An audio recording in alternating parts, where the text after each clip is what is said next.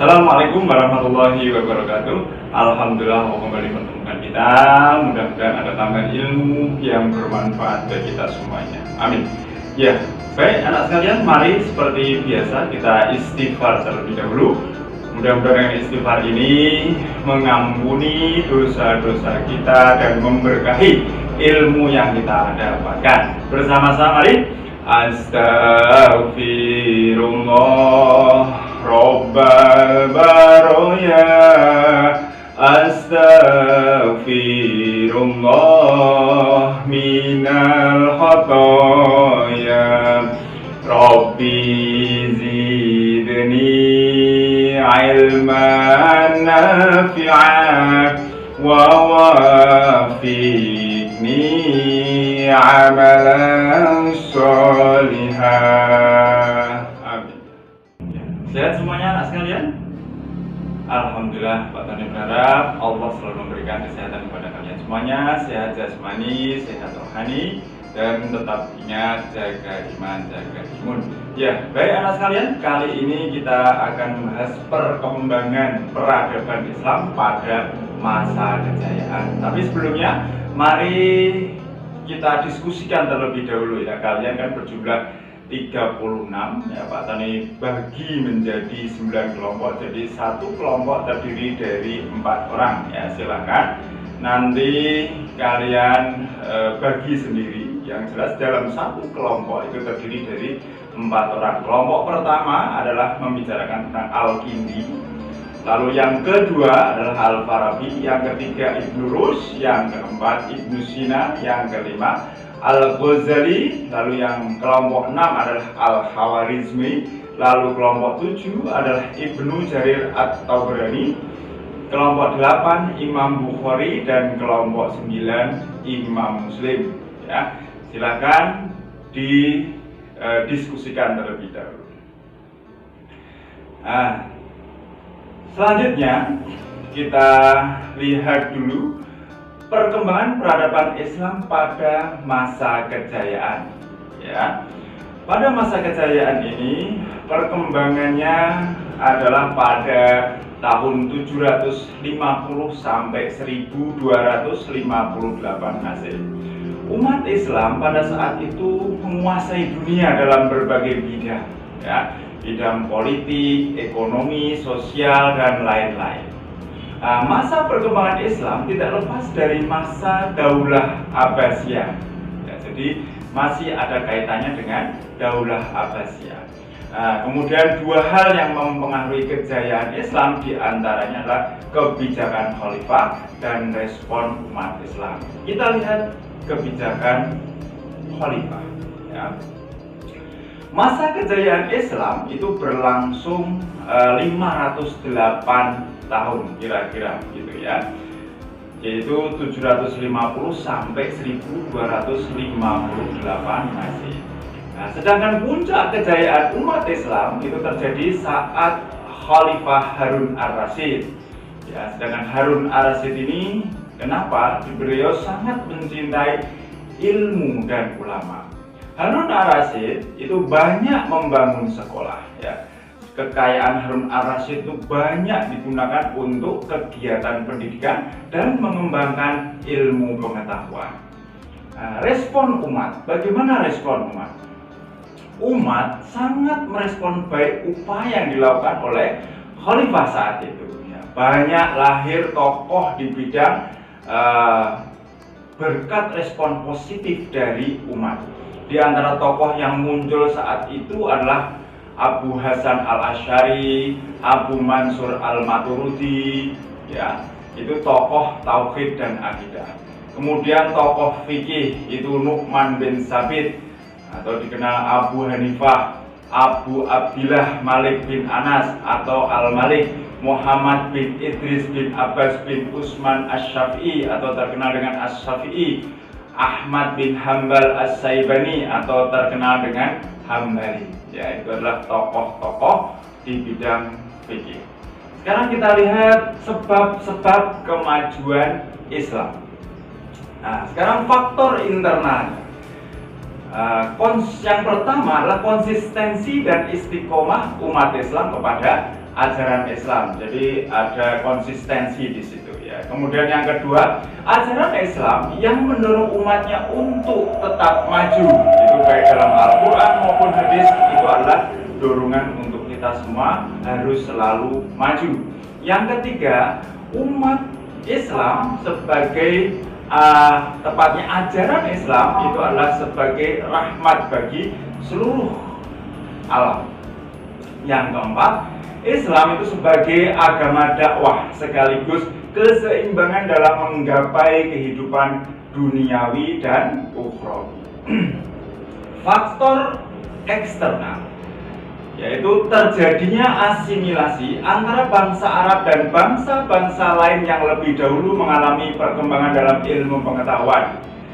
Ya, pengaruh Persia pada saat itu sangat penting di bidang pemerintah. Selain itu, mereka banyak berjasa dalam perkembangan ilmu filsafat dan sastra.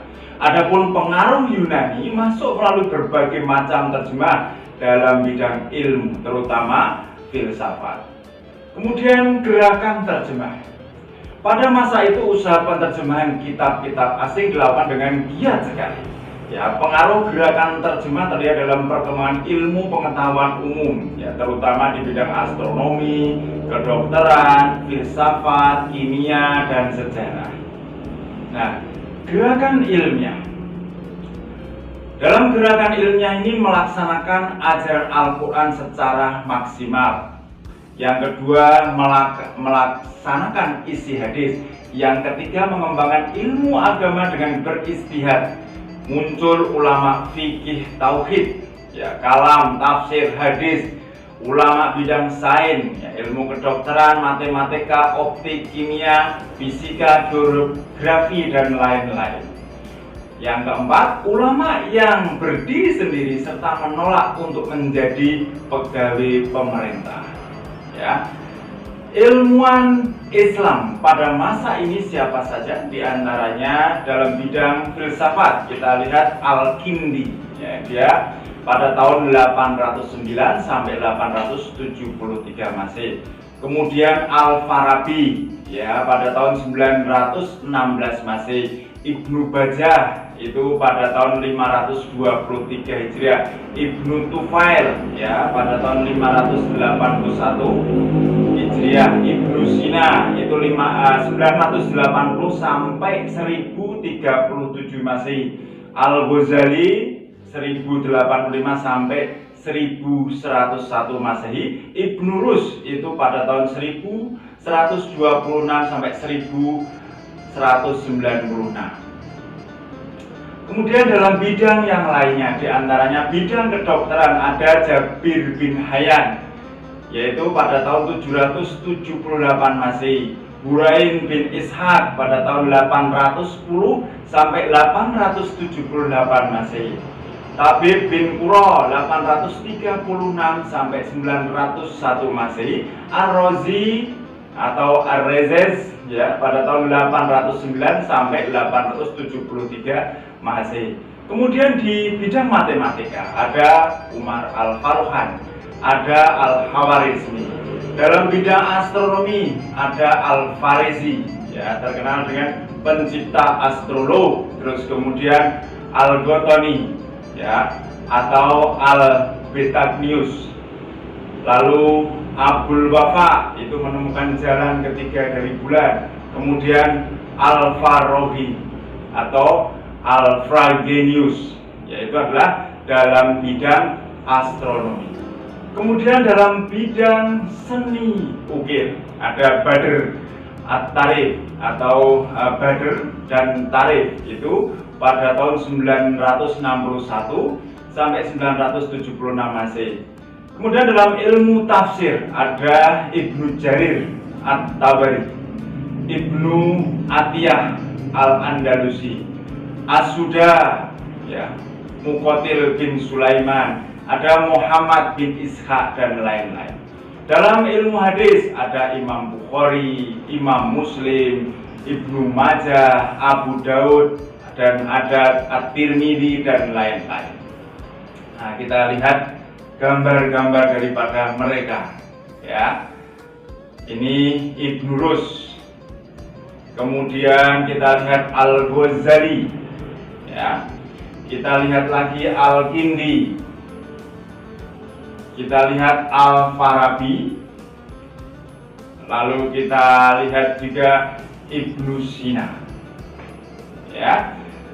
Kemudian kita lihat kaitan antara perkembangan peradaban Islam pada masa kejayaan dengan prinsip semangat membaca atau Iqra. Umat Islam tempo dulu sangat memahami pentingnya membaca. Ya, kesadaran membaca ini tumbuh dilandasi dengan wahyu pertama, yaitu Quran surat Al-Alaq ayat 1 sampai 5. Iqra bismi rabbikal ladzi khalaq sampai akhir. Lalu yang ketiga, dengan membaca umat Islam ini mampu melejit mencapai puncak kejayaannya. Nah, sekarang kita lanjutkan kaitan antara perkembangan peradaban Islam pada masa kejayaan dengan prinsip tauhid. Ya, segala ilmu bersumber dari Al-Quran. Semua ilmu yang dimiliki manusia harus membimbing manusia menuju keesaan Allah. Semua ilmu pengetahuan menempatkan posisi manusia sebagai hamba. Ilmu harus dapat membimbing dan mendorong manusia untuk mendekatkan diri kepada Allah. Lalu kaitan antara perkembangan peradaban Islam pada masa kejayaan dengan prinsip panduan Al-Quran dan As-Sunnah. Al-Quran dan As-Sunnah itu merupakan sumber yang tidak pernah kering. Orang yang menjadikan Al-Quran dan hadis sebagai pedoman hidup, maka hidupnya akan bahagia. Kaitan antara perkembangan Islam pada masa kejayaan dengan prinsip keterbukaan dan kreativitas umat Islam. Salah satu kemajuan Islam karena manusia memiliki kreativitas tinggi dan bersifat terbuka. Sikap kreatif dan terbuka membuka peluang seseorang menerima berbagai ilmu, sehingga dapat dengan mudah menambah keilmuan. Banyak ayat Al-Quran yang mendorong manusia untuk maju dan berpikir terbuka. Kaitan antara perkembangan peradaban Islam pada masa kejayaan dengan prinsip semangat menerjemah. Ya, lahirnya ilmuwan Muslim tidak terlepas dari kegiatan penerjemahan. Segala literatur yang ada berhasil dialih bahasakan di dalam bahasa Arab, sehingga banyak orang dengan mudah dapat mempelajarinya. Ya, gerakan penerjemah ini terjadi pada masa Khalifah Harun Ar-Rasyid dan Khalifah Al-Ma'mun. Harun Ar-Rasyid dan Al-Ma'mun memberikan hadiah tinggi kepada siapa saja yang berhasil menerjemahkan satu buku. Lalu kita lanjutkan, hikmahnya apa? Hikmah dan perilaku yang dapat diambil dari perkembangan Islam masa kejayaan. Yang pertama adalah segala hal yang dilakukan dengan sungguh-sungguh akan mengantarkan pada kesuksesan. Yang kedua, dengan semangat membaca dan mencintai ilmu, ya, derajat manusia akan diangkat oleh Allah. Yang ketiga, umat Islam menjadi umat yang mandiri. Ya. Yang keempat, untuk mengembalikan kejayaan umat Islam harus mengembalikan tradisi menulis, membaca, mengkaji, meneliti, dan lain-lain. Ya. Itulah anak sekalian untuk perkembangan peradaban Islam pada masa kejayaan. Mudah-mudahan menambah ilmu bagi kita semuanya. Nah, sekalian, marilah kita akhiri pelajaran kita dengan membaca hamdalah bersama. Alhamdulillahirabbil alamin. Assalamualaikum warahmatullahi wabarakatuh.